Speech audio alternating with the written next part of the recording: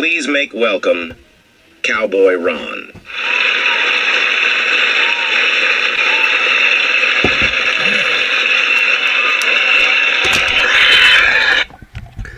Hey, glad to be back with you.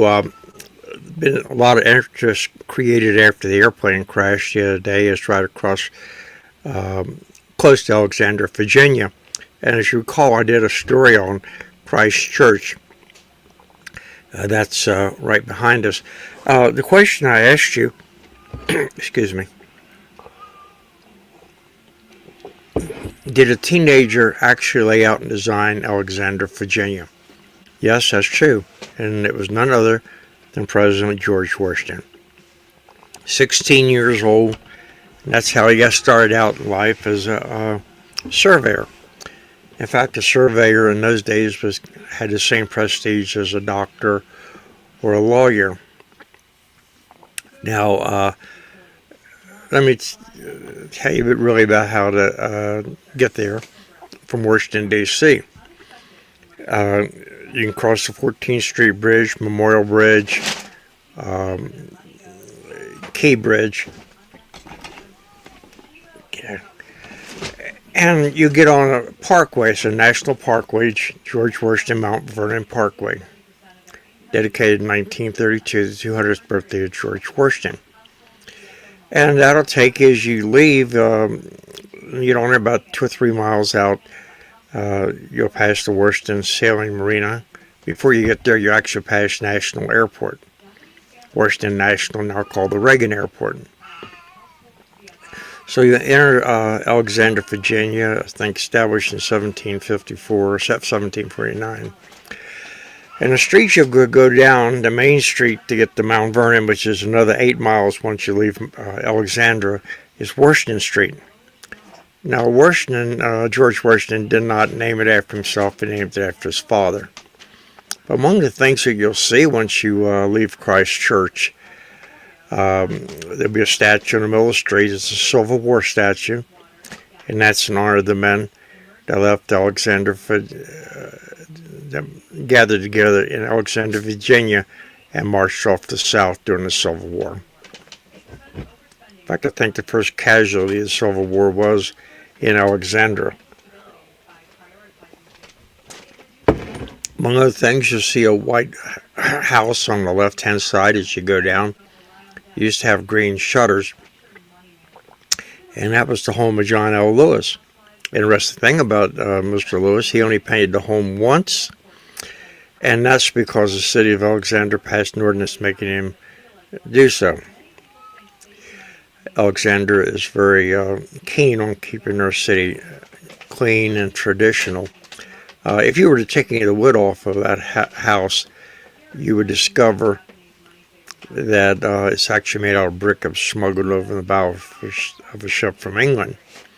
We would continue on down, and there's a cemetery on the left-hand side right before you get across the Beltway. Interesting thing on the Beltway, 495, it leaves Virginia, and once you get out on the bridge over the Potomac River, about 200 feet of it actually crosses over part of Washington, D.C. When they laid out Washington, D.C., it was laid out like a square. They didn't know anything about a bridge stretching a mile across.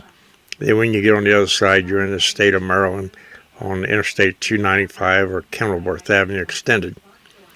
And you go back, make a left, it'll take you right back into Washington, D.C. And then another 8 miles, you can follow the parkway on down to Mt.Vernon. Brings you right into the main entrance. Also going from D.C. is a bicycle express lane. Runs right along the Potomac River. A lot of picnic areas. Okay, I want to tell you a little bit more as you come back. You'll see a picture on my short. We need to go to the short to see the pictures. The old Presbyterian meeting house. And that's where the unknown soldier from the American Revolution is buried. Oh, then you come on up, you'll see John Carlisle's house. That was a lot of the plants of the American Revolution was drawn up there. It used to be a coffee house. And I got a picture of a very small house on it. It's supposed to be the second smallest house in the world.